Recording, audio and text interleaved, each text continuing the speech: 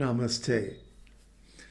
So I spent yesterday afternoon moving all my recording equipment into the bedroom and barricading the windows with yoga mats. Maybe that'll help.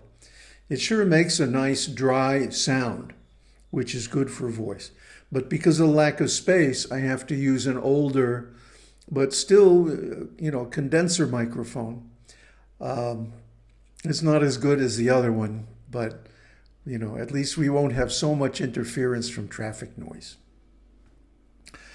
So, where are we in the story? Well, we're at the boy meets girl part. This is where the plot takes off, okay? This is what you would call the premise of the plot. And basically the premise is there's this prince, Hemacūḍā, golden hair, blondie, and he's out hunting with his brother, Manicūḍā, golden hands. So they get caught in a tornado, and basically the whole party is trashed and separated and whatnot. So he winds up running into the hermitage of this great sage. And you get ready for his name? Vyaghra. Vyaghra means tiger, and pada means foot. So tiger foot. I wrote the music for a series of commercials called Tiger Paws back in the 1960s. Probably none of you are old enough to remember it. It won some awards and this and that. But Vyaghra is the same word as the medicine. They named these medicines very consciously. They use words that have a certain power and certain recognition also in big markets like India and China. So Vyaghra is known as the tiger, and the tiger, of course, is considered to have certain benefits for potency and whatnot. I don't know if it's just nonsense or whatever, but somehow or other, Vyaghrapada had raised this girl, and the way the girl came to Vyaghrapada was that a Vidyādharī had come. Vidyādharī by the name of Vidyutprabha.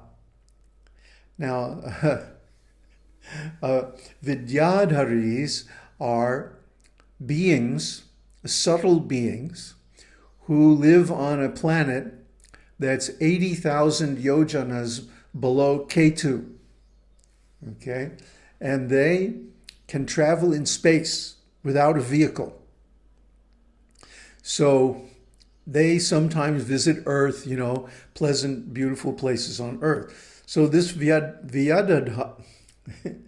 Vidyādharī girl was bathing, and a king was hunting in the forest, and the king's name was Sushena. Sushena means a warrior with a powerful missile. See, in those days, they had mantra weapons, and they could take an arrow and empower it with a mantra, and it could do all kinds of incredible things. I mean, they had even like atomic weapons, the Brahmastra, and so on. So in those days, the kings were known as with a powerful missile, with a large chariot or golden chariot. These were common names for kings. And so Vidyutprabha, this girl, this Vidyādharī, Vidyutprabha means flashing like lightning. So she must have been really quite a sight, bathing in the woods when this king came. And of course, he immediately fell in lust with her. And so they came together and created a child. But the Vidyādharī was embarrassed by this because, it's considered very low class to have a child with a human from Earth, Earth is one of those, from the point of view of the heavenly planets, the Earth is a ghetto, it's a slum. It's where the sinful people go, it's the bad side of town, the wrong side of the tracks. So that's where we are, folks. And so, of course, the right thing to do is to get the heck out of here.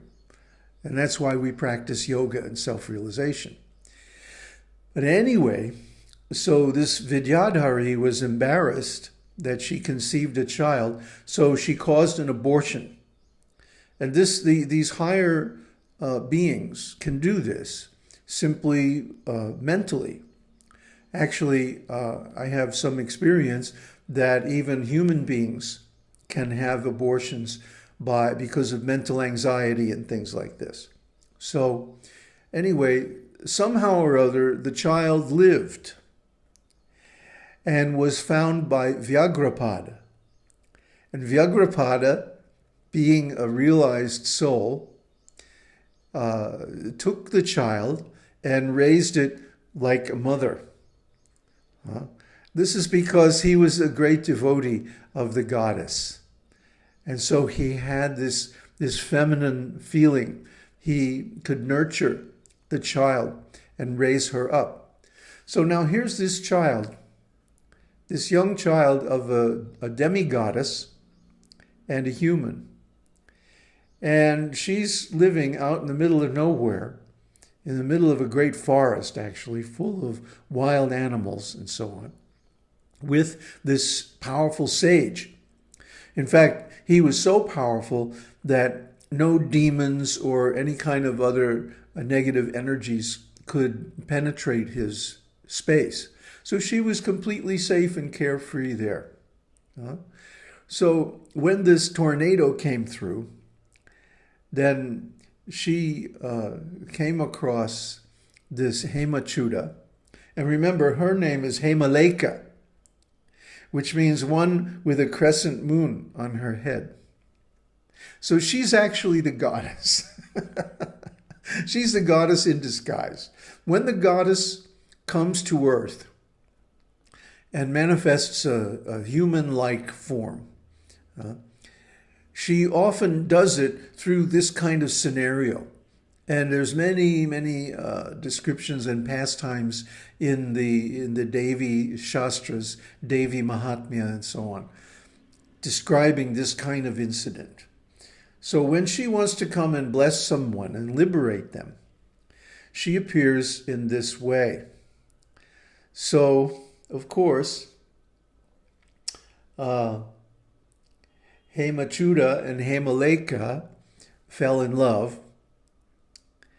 And when Vyaghra came and saw everything, he immediately knew, because the realized sages know the hearts of others. See, they can easily feel the emotions of others. I've had this since childhood. It's sometimes overwhelming because people's hearts are so full of darkness and violence, So a lot of times I have to screen it out or send people away because they're just too painful to be around. Anyway, he knew they were in love. And so he said, okay, I guess you might as well get married. So then he went home to his father, Vanga. King Vanga. Now, Vanga is a well-known name of a king who is supposed to be the common ancestor of all Bengalis, or actually Bengalis. So the Bengali race comes from Vanga. And so he arranged the marriage of his son, the prince, with this demigoddess, half demigoddess girl. And then they went on this beautiful honeymoon in all these really nice places. And that's how this story starts. So I think it's very interesting that the author put this story in such a setting, because actually most people have this extreme attachment and lust for their mates, isn't it? The mate is the most powerful attachment, especially, I mean, even for animals, and especially for conditioned human beings. For liberated human beings, it's not such a great attachment. For example, Vasishta. Vasishta, the sage, was a mental son of Brahma. And Brahma created him specifically to go around the universe and teach self-realization. So his lifetime is extremely long. He lives for the whole duration of the creation until the final cosmic dissolution, at which time he attains liberation. Meanwhile, he literally married a star. So his wife is in the heavens as a star, and he travels all over the universe. He goes to different planets. He visited the Earth planet during the time of Rama, which, according to the best calculations, was about 1.6 million years ago, during the Treta-yuga. The Treta-yuga is an age that is much more glorious than the one we're in now, Kali Yuga, because our ordinary history only goes back 3,000 or 4,000 years. But people have been on this earth for much, much longer. Well, what happened? Well, because Kali Yuga is just an ocean of faults and sinful activities and nonsense, after the Battle of Kurukshetra, the kings of the various nations that sprung up afterwards were mainly rascals and rogues.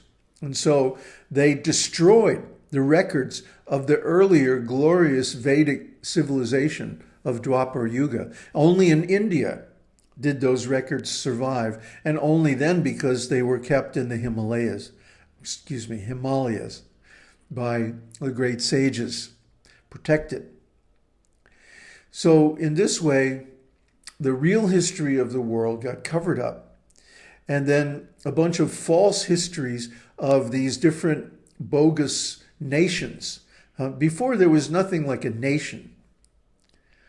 Nations are an invention of Kali Yuga, and they're one of its main symptoms. That different kings come up, and then they draw a line in the sand, and they say, "This is my nation. This is my territory." And of course, the borders are always changing. Anybody who's studied a little bit of history knows that these nations are just software. They're just abstractions. They're just names. Take a piece of land and give it a certain name and say, "This is mine." I mean, the incredible arrogance of the European colonists, getting on a boat and sailing off somewhere, and wherever they landed, they put a flag and claimed it in the name of the king or queen or whatever, whoever was sponsoring them. Nowadays, I guess it would be corporations. This land belongs to Microsoft. So it's the same thing. A corporation is an abstraction. A kingdom is an abstraction. It's just a name. A king is just a regular guy, but he has a certain title, a certain designation. In Kali Yuga, they have no qualification. But in earlier yugas, they had great qualifications, beginning with truthfulness and honor. So when they gave their word, they literally would stake their lives on following through with their promise. So this story must take place in an earlier age, because this kind of a thing where a demigoddess comes to earth and marries a human being doesn't happen anymore. The demigods stay far away now. That's why we don't see any more evidence of their existence. They're turned off. They're disgusted. Now, the most recent evidence that we have is during the time of the Buddha. That Buddha was able to create such an atmosphere that the demigods would come and visit him and could be seen by others. So this was an extraordinary thing. But before that, it was way back 5,000 years ago in the time of Dwapara-yuga that especially at these big sacrifices that we were talking about the other day, the demigods would actually appear. And when they appeared, they would, of course, bless all of the people present and even instruct them. So people had tremendous faith in the Vedic sacrifices. Now, because the demigods don't appear or won't appear, the sacrifices aren't being performed properly. There's no quality control. I went to one, when was it? Last year in December. They had a big program at Seshadri Ashram. And these guys are chanting these mantras in anger and frustration. Their mood is in competition with one another. Each one's trying to be the big pandit, right? So, I mean, if you're a demigod and you get called down and you see these guys, competing with one another, and they don't even understand the meaning of the mantras. Some of them, they know the chandas, the meters, and they chant properly. But still, their mood is not loving. There's no bhakti. So if I was a demigod and I was coming down and seeing this, I was going, I don't think so. It's still beneficial to perform these sacrifices, but people don't do it because they don't see any evidence that they have an effect. The effect is more subtle. The effect is on your consciousness. So one should have this consciousness of faith in the Vedas. And then when things happen, you can see the real cause. You can see, for example, Yudhishthira, the eldest of the 5 Pandava brothers, he had a blessing that wherever he would reside for more than, a few months, abundant rain would come. And because of that, of course, prosperity and crops and so on would come. One time he was given an old broke-down village in the middle of nowhere. It was the only place that his cousin brothers, the Kurus, would allow them to reside. So, okay, he went there. And then in a few years, the place was totally prosperous because of Yudhishthira's presence. So this is not something that you can verify in a day or a week or a month, right? But over a longer period of time.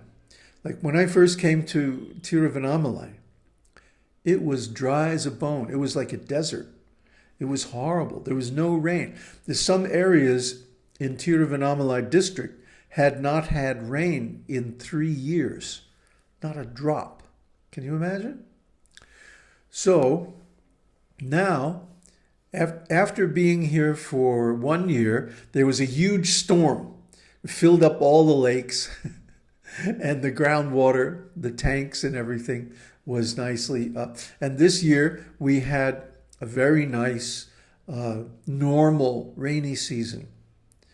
So not too much rain, so there wasn't any floods, but enough rain so that the wells and tanks have some water, and it's not like a desert.